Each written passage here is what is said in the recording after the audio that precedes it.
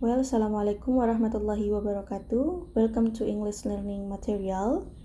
Semoga semuanya dalam keadaan sehat walafiat dan selalu dalam lindungan Allah yang Maha Esa. Hari ini kita akan memasuki materi pembelajaran di bab 2. Di dalam materi tersebut, siswa diwajibkan untuk mampu respond to expression of asking and saying obligation to do something and used to expressions of asking and saying obligation to do something. Jadi di materi ini kita akan belajar tentang bagaimana siswa mampu mengekspresikan dan memahami apa itu obligation. Dalam bahasa Inggris, obligation adalah ungkapan-ungkapan yang digunakan untuk mengekspresikan keharusan atau kewajiban.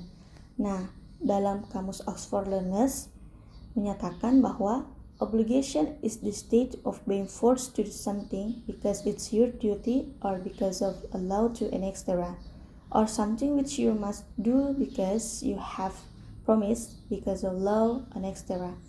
Yang artinya adalah obligation ini suatu kewajiban yang keadaannya dipaksakan untuk melakukan sesuatu karena tugas Anda, tugasmu, atau karena peraturan perundang-undangan dan lain-lain, atau karena sesuatu yang harus kamu lakukan karena telah berjanji atau karena peraturan dan lain-lain.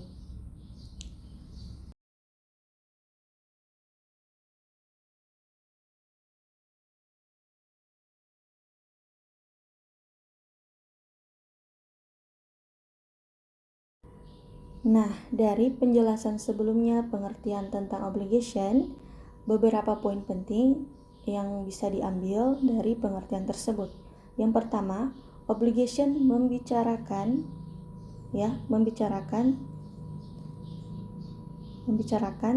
tentang pernyataan keharusan untuk melakukan sesuatu yang sesuai dengan tugas seseorang. Poin yang kedua yaitu penggunaan obligation untuk menyatakan, bisa digarisbawahi ya, untuk menyatakan keharusan melakukan sesuatu sesuai peraturan atau hukum yang berlaku. Nah, poin yang ketiga, bentuk obligation juga digunakan untuk menyatakan keharusan melakukan sesuatu hal yang telah dijanjikan sebelumnya. Nah, dari 3 poin tersebut bisa disimpulkan bahwa obligation merupakan sebuah ekspresi yang digunakan untuk menyatakan sebuah situasi yang mengharuskan seseorang untuk melakukan sesuatu.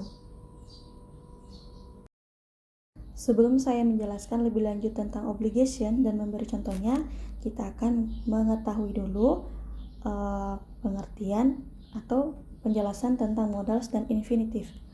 Mungkin teman-teman atau anak-anak atau adik-adik sekalian bertanya, kenapa sih harus belajar atau mengetahui tentang modals dan infinitif dalam pembelajaran dalam materi obligation ini? Nah, modals itu sendiri adalah kata bantu. Ya, modals itu kata bantu. Sedangkan infinitif itu adalah bentuk dasar dari kata verb atau biasa kita kenal dengan to plus verb one. Nah, modals dan infinitif ini biasa kita kenal atau biasanya kita gunakan dalam kehidupan sehari-hari, yaitu penggunaan kata can, could, may, might, must, have to, ought to, shall, should, will, would. Jadi ini adalah kata-kata bantu modals ya. Nah, modals dan infinitif berhubungan dengan obligation karena dengan menggunakan modals dan infinitif kita tahu bagaimana cara bagaimana cara mengekspresikan kata obligation tersebut. Nah, hari ini kita akan fokus belajar tentang penggunaan kata have and must and have to.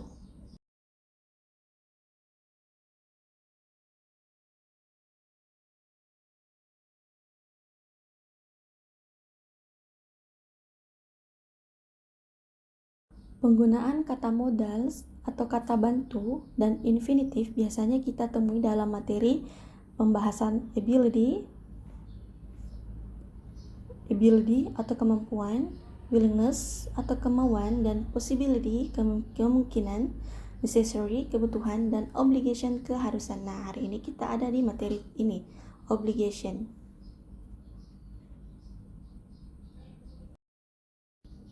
Well, next kita memasuki materi expressions obligation. Bagaimana cara mengekspresikan obligation? Sebelumnya saya sudah sebutkan bahwa kita akan fokus pada dua kata tersebut, yaitu bagaimana cara penggunaan kata must and have to. Must biasanya disandingkan dengan subjek I, you, we, they. Sedangkan have to biasanya disandingkan dengan subjek she, he, it, and has to. Ya. Jadi must itu tidak berubah subjeknya, sedangkan have to bisa saja berubah. Jadi she, he, it bisa berubah jadi has to, ya. Well, untuk lebih jelasnya, kita masuk di example-nya. Yang pertama, I must study hard to reach my idea. Saya harus belajar keras untuk mencapai cita-cita saya. Dan yang kedua, I have to arrive at my office at 7 a.m. today. Saya harus tiba di kantor saya tepat jam 7 pagi. Jika kita lihat artinya, kita dengar semuanya kata ini must and have to mewajibkan atau mengharuskan. Nah, apa sih yang menjadi perbedaan dari kedua penggunaan must and have to tersebut? Mari kita analisa di kalimat pertama. I must study hard to reach my idea. Saya harus belajar keras untuk mencapai cita-cita saya. Nah, kalimat ini menekankan tidak adanya unsur paksaan. Tidak adanya unsur paksaan karena dia ingin belajar untuk mencapai cita-cita untuk dirinya sendiri, ya. Jadi kalimat yang pertama tidak ada paksaan dan keharusan yang dimulai dari diri sendiri. Sedangkan yang kedua, I have to arrive at my office at 7 a.m. today. Kalimatnya menekankan untuk tiba di kantor tepat jam 7. Ini dia menjelaskan tentang peraturan. Jadi bukan kemauannya, tapi ini ikut aturan. Jadi perbedaan secara spesifiknya, yang pertama, kalimat must biasanya digunakan untuk diri kita, dimulai dari untuk diri kita, ya, pribadi. Terus yang kedua, penggunaan kata have to, yaitu di luar kemauan kita, atau lebih tepatnya have to selalu mengikuti peraturan yang berada atau mengacu kepada kita.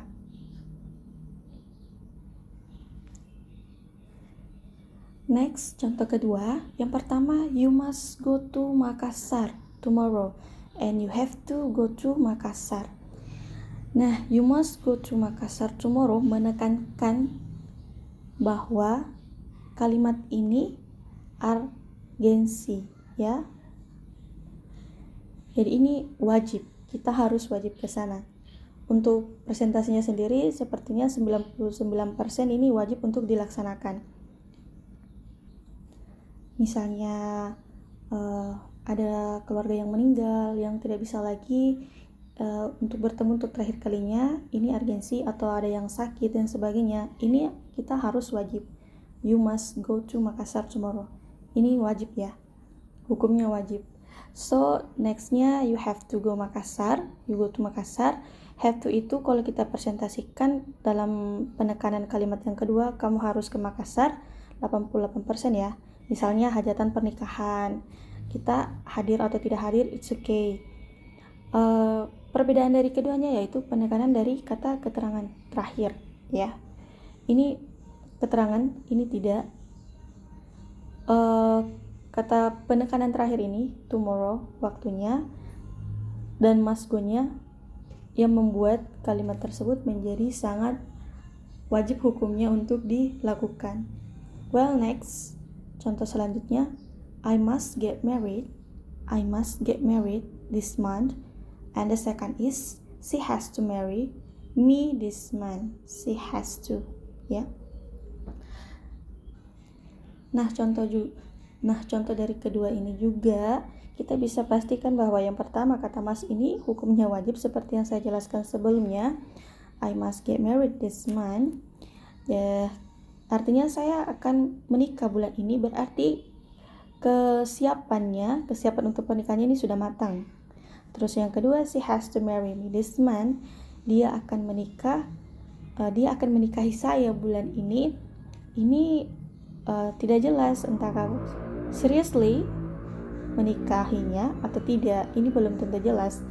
Jadi must ini sekali lagi wajib, sedangkan has to ini tadi saya jelaskan sebelumnya bisa berubah dari penggunaan kata si subjeknya, dia berpasangan dengan has to. Well, itu penjelasan saya tentang application dan penggunaan kata must and have to. Silahkan jika ada pertanyaan, komen, dan jika ada kesalahan, mari sama-sama kita perbaiki dan mencari yang benarnya. Well, kita sama-sama belajar ya. I think it's enough for today. Thanks for your attention. Assalamualaikum warahmatullahi wabarakatuh.